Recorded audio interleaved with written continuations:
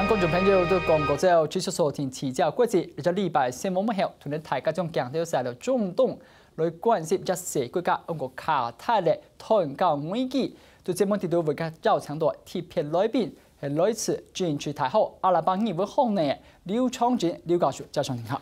盛元你好，各位觀眾大家好。謝謝老師來到我們節目的現場。那首先，我必須要講一下，可能我們的觀眾，包括我在內，不像老師長時間研究中東的這些國際局勢的變化，所以我們對於卡達這個國家其實所知非常的有限。我想先透過我們為大家所這個繪製的這個地圖，跟它的這個周邊國家的相對位置，讓大家來看一下這個小國家。那其實這個阿拉伯半島上的小國家，我看到一下它的人口好像只有區的這個不到300萬，219萬，然後面積只有我們台灣的1/3。那它的人均所得卻是非常的突出，竟然高達台幣將近400萬元。對，然後它又是最大的天然氣出口國，然後它原本還沒被除名之前也是這個 OPEC 的會員。對，然後2020年的時候，這個小地方還要舉辦世足賽。對，那我們是不是能夠除了這些基本的資訊，老師幫我們補充一下，我們要怎麼認識卡達這個國家？哪一些面向我們必須要關注？好，卡達是一個其實1971年所謂人為的國家。它是跟巴林阿酋大公國同時在那一年成立的，因為英國本來是託管這塊地方，託管是講得比較好聽的，其實就是控制這塊地方。那在1971年的時候，他們就是准許這些地方這些國家成立。所以其實卡達，您剛剛的數據，它的人口其實非常有趣的是，它每一年的人口會不一樣，不是人口生長的那個速度，是外來移工。是那個，你今年需要的人力資源比較多的話，它就會人口就會暴增。那我們真正在看的話，卡達真正自己本身的人口只有31萬3千人。所以我那個219萬是遠遠的高估它實際的。不是那個有包含所謂外來移工，但並不是卡達人。不是卡達人真正只有31.3萬人，非常的少。我拿台北市來比擬，可能還不如拿內湖區來比擬會比較貼切。對。那這麼小的國家，我們在台灣原本對它比較有印象，像我可能就是卡達航空，對，或者是因為我們媒體關係，半島電視台，我們知道它是來自卡達。那它除了剛才表上寫的是最大的天然氣輸出國之外，我看了一下它的石油蘊藏量，其實並沒有我想的這麼多。然後每天的產量60萬桶，連世界可能前20大都排不到。對，它怎麼能創造390萬這麼高的這個年所得？那當然，因為它是全世界第3大的天然氣輸出國天然氣蘊藏國。那它的天然氣其實那個輸出也非常的多，所以在這裡面，你想想看，它真正的本國人口才31萬。那當然包括外國人的話，他這樣其實還是蠻多的。所以他每一年，我們就說他這個國家人民是不用繳稅的。對。那水電費政府是補貼的。那所以在整個生活上面，生活環境上面非常優渥。那我們也知道說，他明年的 GDP 現在的預估是全世界人均第1名。我們台灣才21000對美金左右，他們今年12萬多，那明年是145890塊，超過我們6倍。對，超過我們6倍的。那所以在這邊我們就看到卡達其實是一個國土面積台灣1/3的大小，11589平方公里，台灣36000多平方公里。是，所以在這裡面我們看到，其實卡達如果真正以它的人力資源，以它的國土面積的話，它應該算是我們在國際關係裡面算是一個非常小的小國。可是因為它有天然氣，那自然資源，那還有另外一個，它有所謂的半島電視台。半島電視台在這裡面其實擴張了它好像在世界上面的能見度。所以我們那還有就是它的官方的航空公司卡達航空，在全世界好像名聲都很好。所以就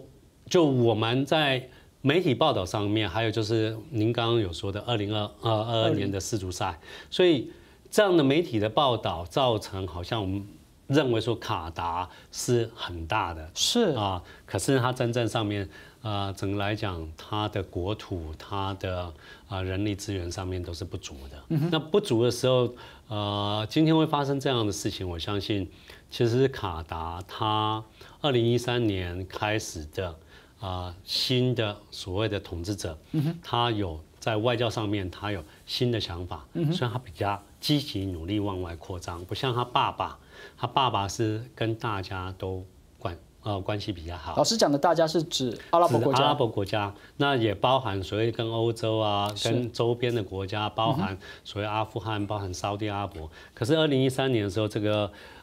新的国王塔敏，他就宣示说，他要跟他爸爸走出不太一样的外交，是那会变成比较积极主动。所以我们就看到，其实在2011年阿拉伯之春的时候，他们就已经非常积极，想要所谓介入或者报道。那个半岛电视台就很多报道那个革命，那这个东西就造成所谓大家对卡达的印象是觉得它是一个好像大国，可是真正实体上它是小国的。可是老师这里我不懂，2013到现在已经4年了，那其实不管这个新的领导者他的走向有多大的变化，对。为什么会突然间在5号那一天，我们看到5个国家——沙特阿拉伯、埃及、巴林、阿拉伯联合大公国跟也门同步宣布断交，总是有一个 trigger， 有一个引爆点。对，那引爆点是5月24号，他们那个卡达的官方新闻网就报道说，卡达的统治者他说了一些话，就是说伊朗是我们旁边的邻国，而且是非常重要的，大家应该跟他关系要维持很好。那时候我们看到地图上，伊朗没在旁边，他在波斯湾的对面岸。对，可是对他来说，因为非常的近 ，OK，相对是非常近，所以就整个波斯湾来说，他就说那个大家应该要跟伊朗很好。这个东西其实惹火了沙特阿拉伯。可是一个逊尼派的国家讲什叶派的伊朗，是我们的好朋友。那个因为我们必须要知道，卡达的天然气在波斯湾里面有一半是需要跟伊朗一起开采，因为就是整个油田在海里面刚好介于2国的中间，所以在这边卡达需要非常跟伊朗的关系其实要维持的还不错，所以为了开采这天然气，他不得不对某种程度的跟伊朗合作。那还有就是说，他自己本身一直想走出他自己的外交，所以在这里面他当然都想说，我如果能够有影响力的话，我当然要做。所以这次沙特阿拉伯他们就说，卡达支持那个哈马斯，支持那个什么加沙走廊哈马斯，支持穆斯林兄弟会，那所以所谓的支持恐怖分子。那当然卡达在这里面我们也看到，他连阿富汗的盖达组织的人，他也有收容。那所以在这里面，我们看到的，甚至在2014年美国 CIA 的情报里面，我们看到说，卡达其实一开始的时候也有支持所谓伊斯兰国，可是他支持的人后来是跟伊斯兰国分离，就是 Nusra 阵线，所以卡达就当然说我否认我没有这样做嘛。那问题是，如果说我们拿这个理由去检视卡达的话，难道沙烏地就比较干净吗？沙烏地其实在里面，我们看到从1979年开始，在阿富汗的议题上面，它其实就创造了我们今天看到的基地组织。盖达组织是那，而且我们在数据上面，我们也看到沙烏地的人民，我没有特别說是國家，可是沙烏地的人民，其實在伊斯蘭國剛成立的時候，他們援助了大量的資金，所以援助了大量資金，那當然沙烏地有自己的所圖，所以在這裡面，你如果說指控卡達那個支持恐怖分子的話，第一個我們要定義的誰是恐怖分子，什麼叫做恐怖分子？那你的標準是什麼？如果卡達支持所謂的穆斯林兄弟會，是那支持那個哈馬斯，沙特阿拉伯在這個過程裡面，他也沒有很乾淨啊。可是阿酋大公國也沒有很乾淨，因為阿酋大公國去年有14個人民被判刑，因為他們到去年都還在那個匯款給 IS，所以他們被判刑了14年。所以在這裡面，阿酋大公國也沒有比較好。所以老師聽你這樣講，我能不能暫時有一個小結論？這5個第一波發動要跟卡達斷交的國家裡面，其實是沙烏地阿拉伯為首。當然，這所有的東西我們看到其實都是沙烏地。连后来的利比亚东部的政府，对连也马尔地夫、摩里西斯，全部都是受到毛里塔尼亚阿拉伯国家的要求，因为在这里面我们看到沙特阿拉伯他用他的金元去支持很多国家，当他需要这些国家站出来，那个对卡达施压的时候，这些国家就只好那个要行动。那我们其实看到还没有跟他断交，菲律宾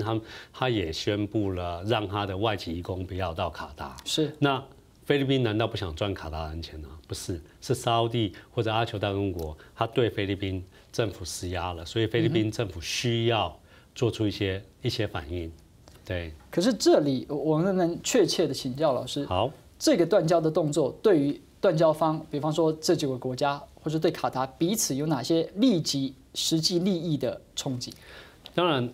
卡达来说，卡达比较惨的是，他这一次，我是这样说了，玩火烧到了自己，他真的是烧到自己，因为他没有想到，其实我们真的如果再看的话，这个就牵涉到，阿拉伯之春以后，他也在鼓吹，所谓的革命，所谓的民主。那他当然自己因为本身国家非常富裕，而且他所有人民绝大多数都是所谓逊尼派，所以他没有派别的冲突。可是沙烏地有，沙烏地的产油地方是很多都是什叶派徒。可是他们在这些国家，另外一个非常明显的例子，巴林。巴林它的总人口35%是逊尼派，65%是什叶派。可是35%的掌控到政权，他担心什叶派人会推翻他，所以他对什叶派人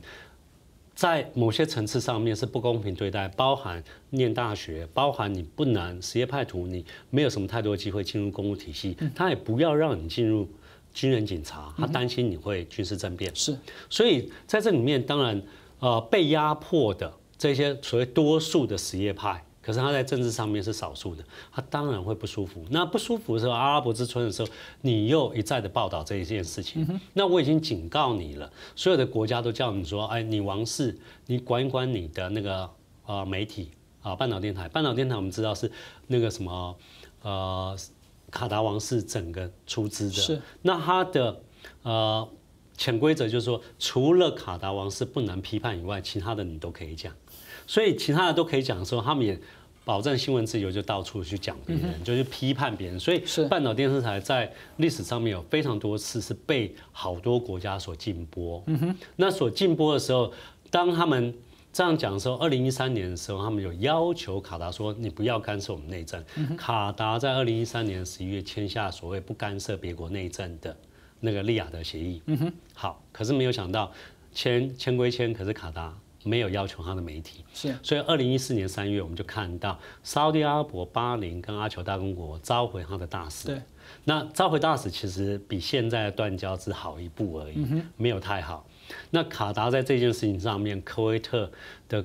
那个国王就跳出来做斡旋，所以卡达在2014年9月就宣布说，我不会支持伊斯兰国，不会支持恐怖分子。所以2014年的11月。沙烏地阿拉伯、巴林、卡达才沙烏地阿拉伯、巴林还有阿酋大公国，他们才把他们的大使再送回去。所以其实那送回去的时候，卡达又签下第2次的利雅得协议2，又再一次重申说我不会再介入别人的内政。可是卡达从来没有真正遵守。想到这一次就老师讲的玩火之分，谢谢老师在上半场的分析。更多的问题我们先休息一下。當然下半場來看到係咪安嘅事情，除了對中東地區嘅全球帶來衝擊，世界其他地方，包含對台灣、國際航軍、油價咁嘅受到影響。我先了解下，你係唔係咁睇？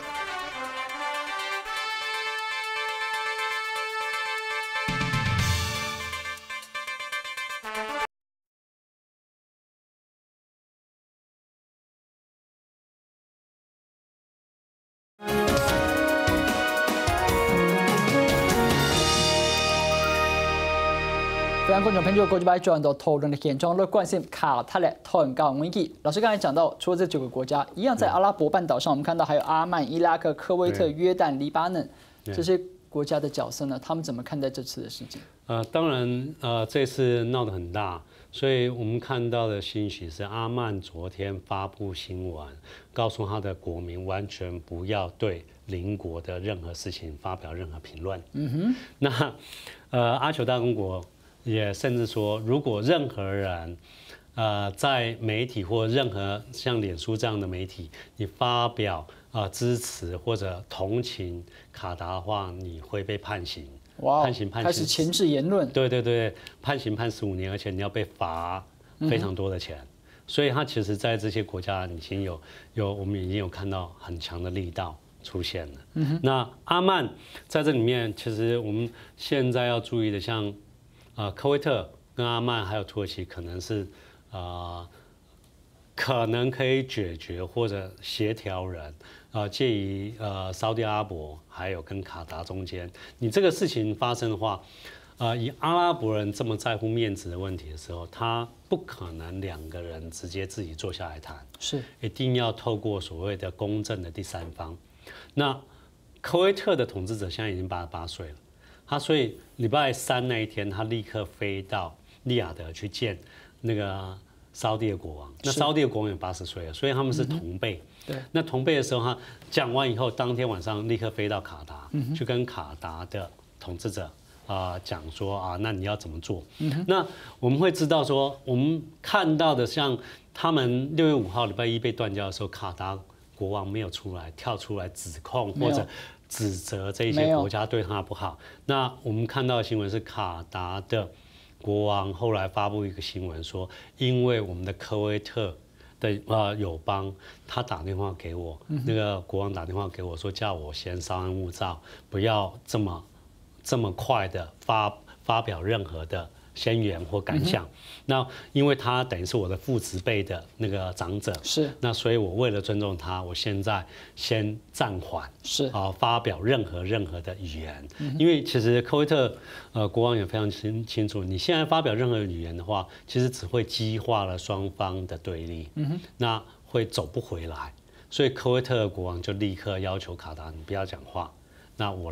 来处理。那阿曼到最后他也会，因为他的关系跟两边都还不错，阿曼也有可能是一个调停者的功能。那土耳其在6月7号的时候非常有趣的是，他6月7号当天立刻在国会通过法案准许土耳其征兵到卡达。那土耳其其实在2014年的时候就已经跟卡达签下所谓协议，他们已经有派兵去协防卡达。那这一次你想想看，在1天之内就这样做，那因为我们在里面我们看到的是新闻有一些小道消息出来是说，沙特阿拉伯有想要把卡达的王室拉下来。那所以卡达王室在这里面应该是非常紧急的求援。对象就是土耳其。对，因为我相信他如果去找伊朗过来，对我正想，如果找伊朗过来的话，会更激化，会更激化沙地的不满，所以他当然就是求救土耳其。那我们相信土耳其在这里面一定有获利嘛，因为你忽然要求我1天之内要立刻要派兵去救你去保住你的王位。那我们说这个保王位这件事情，说实话，被推翻被介入，其实这个在中东历史上面非常多，因为像他的爸爸我说的那个什么现在统治者塔命的爸爸，在1995年的时候，他自己的爸爸出访到瑞士的时候，他就实施宫廷政变，就自己把爸爸推翻。是，那把爸爸推翻的时候，其实当时就主要的就是像美国的态度。那哈马德他立刻就跟美国讲说，我会遵照我爸爸之前跟西方国家的关系，我们对待伊拉克的那个伊拉克跟伊朗的外交政策是跟你们一致的。所以美国在这样的时候觉得那换一个儿子更容易配合的话还不错，所以美国后来就准许了那个儿子来接爸爸的位置。可是爸爸流亡在瑞士的时候，他不让他回来的时候，他跑到沙地，他求沙地的国王去帮他。所以沙地国王其实当时有要帮他，要求儿子要把位置让回给爸爸，所以卡达当时候就是说哈迈德当时候就开始觉得你沙烏地想介入我们的内政，是。那所以这个前因其实一直在那边。那2013年的时候，哈迈德把他的位置传给他36岁的儿子，是，所以他的儿子是想说我也要有一番作为，就是有点类似少主这么年轻的，所以他就想说我要有一番作为，可是他的作为可能惹火了邻国，那因为他也害怕说像沙烏地阿拉伯、阿酋大公国他们以前的历史